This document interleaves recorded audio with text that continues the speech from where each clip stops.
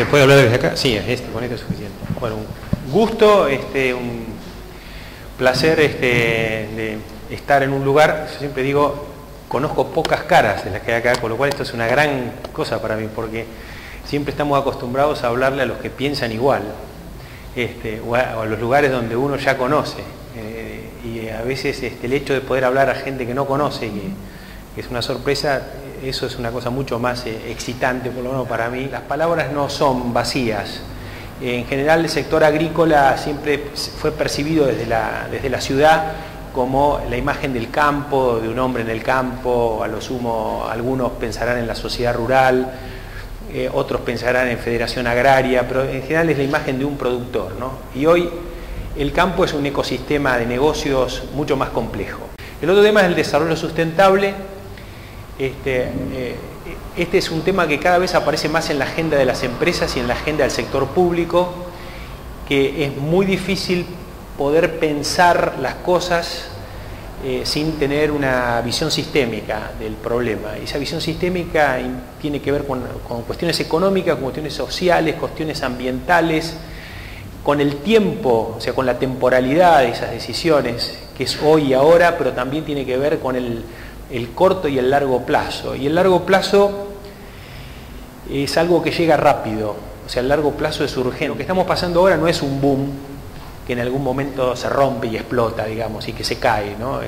Es algo estructural que estamos viendo. O sea, para que se quiebre esta tendencia de aumento de demanda de los granos, tiene que haber cosas estructurales muy fuertes que cambien, ¿no?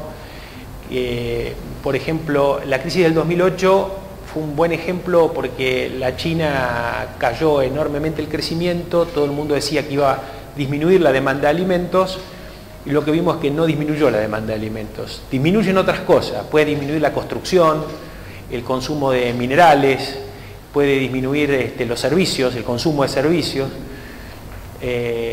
pero no disminuye, no hay una vuelta atrás en el tema de alimentación. La gente prefiere dejar otras cosas que dejar de comer lo nuevo que está comiendo.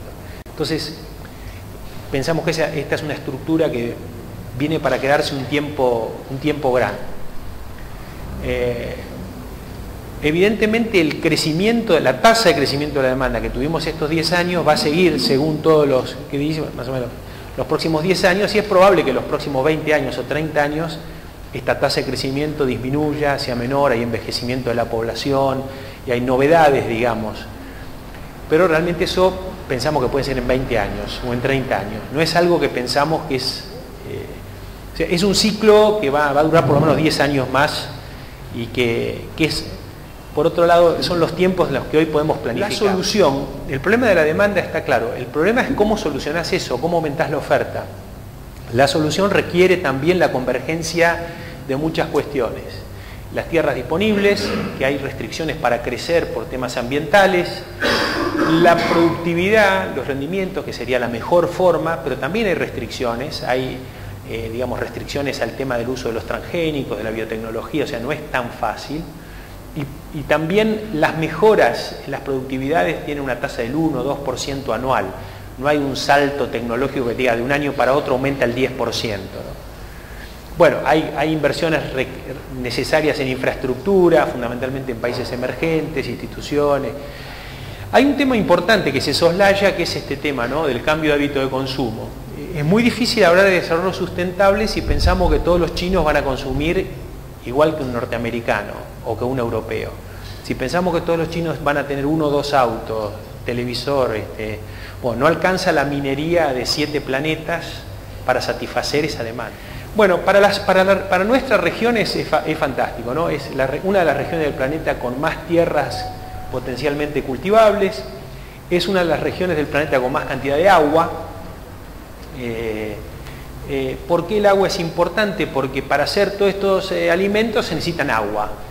Es decir, si uno te toma 1 litro de cerveza, se necesitan 300 litros de agua para hacer 1 litro de cerveza. ¿Por qué? Porque hay que hacer la cebada consume agua, después se lava, el proceso industrial consume agua. Es decir, carne, cuando uno come 1 kilo de carne se está tomando 5.000 litros de agua. Porque para hacer ese cerdo se necesita maíz, soja, que requieren agua, está todo convertido a agua. ¿Qué quiere decir esto? que el agua, cuando uno vende o cuando uno intercambia este tipo de producto, en realidad está intercambiando agua. Hay un debate que tenemos abierto, que es que los chinos compran soja en lugar de comprar pollo. Entonces la gente dice, no, porque los chinos quieren comprar la materia prima para hacer el producto con valor agregado en la China. El problema de China es que China no tiene agua. Bien. Bueno, se habla de que esta región es una zona muy importante y la realidad es que cuando hablamos de agronegocios, hoy en el mundo, todo el mundo está mirando la región. Hoy está mirando básicamente Brasil, pero también está mirando Colombia, está mirando Perú. No solamente por tema de alimentos, también está el tema de la minería y la energía, son los grandes temas que hoy atraen, pero yendo al tema de agronegocios, en agronegocios hoy se está mirando y es una gran oportunidad para nosotros. Estamos en el medio de un tren que está pasando, ¿no es cierto? Y que va a pasar por algunos años más. El tema es, como dice mi amigo, si llueve en pollo, tener un tenedor. 100 millones de toneladas, desde hace unos 5 años no podemos subir de 100 millones de toneladas, por distintos motivos. En algunos son sequía, pero otras son cuestiones que están vinculadas con restricciones al crecimiento en la agricultura. El plan estratégico que coordinó el gobierno desde el Ministerio de Agricultura para el 2020 prevé 160 millones de toneladas. O sea, el gobierno ha coordinado un plan donde ha participado enorme cantidad de gente de distintos sectores, muy plural, donde concordó todo el mundo que 160 millones de toneladas son viables. Yo redoblo la apuesta, esas 160 millones de toneladas quizá las podríamos llegar en el 2017. Si Argentina crece al 3%, con este proyecto crecería el 6%. Es la primera vez que hay del sector público una declaración clarísima de la importancia de la agroindustria y del impacto de la agroindustria en la economía. Bueno, en la década del 80, el comercio mundial era de 50 millones de toneladas, Argentina el 14, ahora son 120 millones de toneladas, Argentina es el 31. Es decir, Argentina y Brasil han tomado una relevancia muy grande en el tema de soja. Soja es proteína, es la única fuente de proteína que, digamos, que usa hoy el ser humano para producir carne. Si cuando uno come carne en el mundo, pollo, cerdo, vacuno, lácteos, cuando uno come queso, cuando uno se come, no sé, un camembert está comiendo soja, cuando se come un jamón está comiendo soja. Te digo porque parece a veces que en la sociedad humana hay una disociación entre la soja. ¿Qué significa la soja? Es un grano que produce un productor ahí. No, es proteína, es la proteína que consume el mundo. No hay todavía sustituto para la soja. Tener este liderazgo para Argentina es muy importante, desde el punto de vista inclusive de las relaciones internacionales. No podemos negociar nada en el mundo si no somos importantes en algo, si no tenemos algo que dar. Nosotros hoy lo que podemos dar al mundo es proteína. En eso somos importantes, somos relevantes. Si Argentina se retira en el tema de proteína, hay un problema de alimentación en el mundo. Los soja dependientes no somos nosotros, son los que nos compran la soja. Entonces, el hecho de que nosotros mantengamos este liderazgo es al revés. Deberíamos todos hacer una causa para sostener y profundizar ese liderazgo, porque ese liderazgo nos abre también los mercados y los negocios para otro tipo de cosas. Es importante entender por qué sucedió lo que sucedió, ¿no? Y lo que sucedió fue fruto de una enorme, digamos, inversión y adopción de tecnología. Es la tecnología, las tasas de adopción de diferentes tecnologías lo que dieron esa productividad al campo y esa competitividad al campo argentino.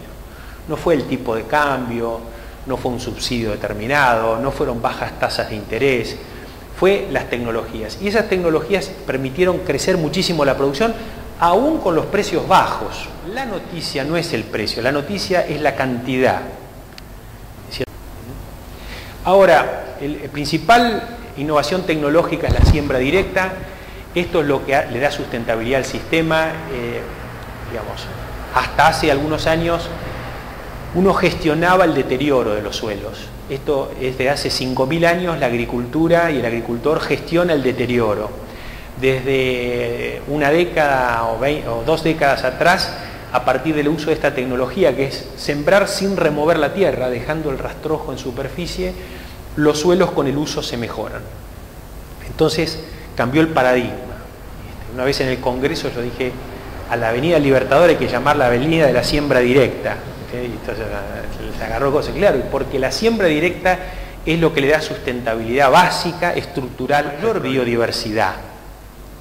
La biodiversidad está en los laboratorios y se están creando plantas nuevas, mucho más productivas, que resisten a la salinidad, que resisten a la sequía y demás. En el fondo lo que se están produciendo es algo que yo llamo las plantas industriales del siglo XXI, que no son plantas con chimeneas o de chapa o de ladrillo, sino que son esas plantas. ¿Por qué industriales? Porque no se obtienen solamente alimentos, ¿no? Se obtienen biocombustible, medicinas, bioplásticos. Bioplástico es importante, el tema de residuos es un tema importante. Tener residuos biodegradables resuelve el problema prácticamente de la basura. Enzimas de uso industrial que antes se producían en industria, ahora se pueden producir en una semilla. En la semilla se producen las mismas enzimas que después se sacan y se usan para otras cuestiones.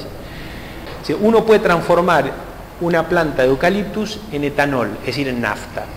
Estas plantas no tienen chimenea, no emiten dióxido de carbono, lo absorben, no usan energía, no usan carbón, no usan energía eléctrica, no usan energía nuclear, usan energía solar y las hojas son los paneles solares.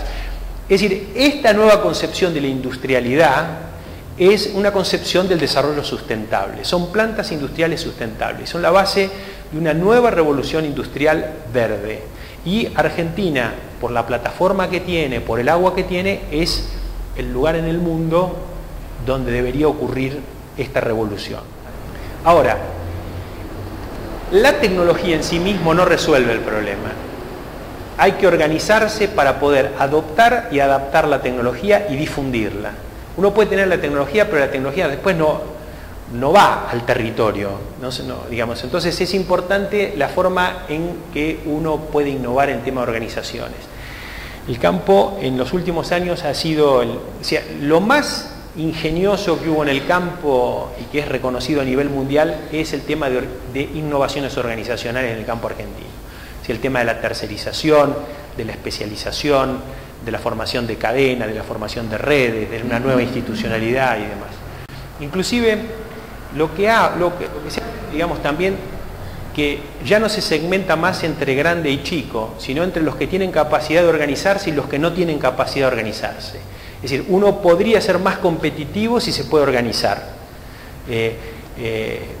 Serían las cooperativas del siglo XXI. Las cooperativas del siglo XXI no son iguales, son distintos que se unen para trabajar en forma coordinada. Y son distintos porque se requiere especialización. Y se requiere especialización porque es la economía del conocimiento. Hay más conocimiento y se requieren más especialistas trabajando. Es una nueva concepción del cooperativismo. Bueno, obviamente que esta forma de trabajo requiere unas nuevas competencias en las personas. Competencias son nuevas actitudes, nuevas habilidades, nuevos conocimientos, que la educación formal en general no la está dando todavía, están empezando de a poco, y el concepto también de aprender para toda la vida, el concepto de que uno no va a la universidad, sino que la universidad viene al trabajo, pues como necesita aprender permanentemente, tiene el dilema si trabajo o aprendo, entonces hay que aprender mientras se trabaja, el aprendizaje en el hacer, más que el aprendizaje en el escuchar. Uno de los temas más importantes es el tema de la calidad del Estado. La calidad del Estado, bueno, acá viene el Estado en general yo creo que no puede resolver de estos problemas que llamémoslo de corto plazo, ni tampoco los de largo plazo. No los puede resolver solo, no tiene la dinámica. Y entonces a mí me parece que la articulación público-privada, conceptualmente, el sentido que tiene es justamente ayudar al Estado a transformarse y a fortalecerse, ¿no? Yo estuve en la Cumbre de las Américas hablando del tema de desarrollo sustentable y Santos hizo una conferencia y él describió lo que para él es la calidad del Estado, ¿no? Dice gobernabilidad basada en consensos, bueno, pragmatismo en las decisiones y un Estado que se adapta a los cambios. eficiente, eficaz, que rinda cuentas a la sociedad. La transformación trasciende a los gobiernos, incluye a la sociedad civil, el proceso genera bienes públicos. O sea, un poco lo pongo porque estoy de acuerdo, digamos, me parece que eso es calidad del Estado. Entonces, y algunas ideas, ya terminando, creo yo que se necesitan nuevos puntos de vista o de abordaje de algunas cuestiones que estaban dadas hasta ahora, ¿no? Necesitas un empresariado, emprendedores muy integrados al mundo, al flujo de conocimientos y al flujo de capitales del mundo y al flujo de productos.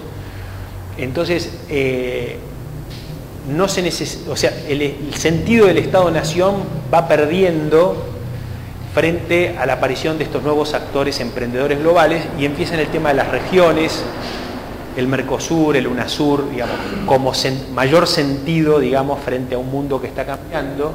Hay una tendencia de bienes privados a bienes públicos, importa más el tren de alta velocidad que el auto, es decir, o importa más tener buena calidad de servicios públicos que los bienes públicos, importa más internet, la nube, no sé, que atesorar en tu casa algo de tu propiedad.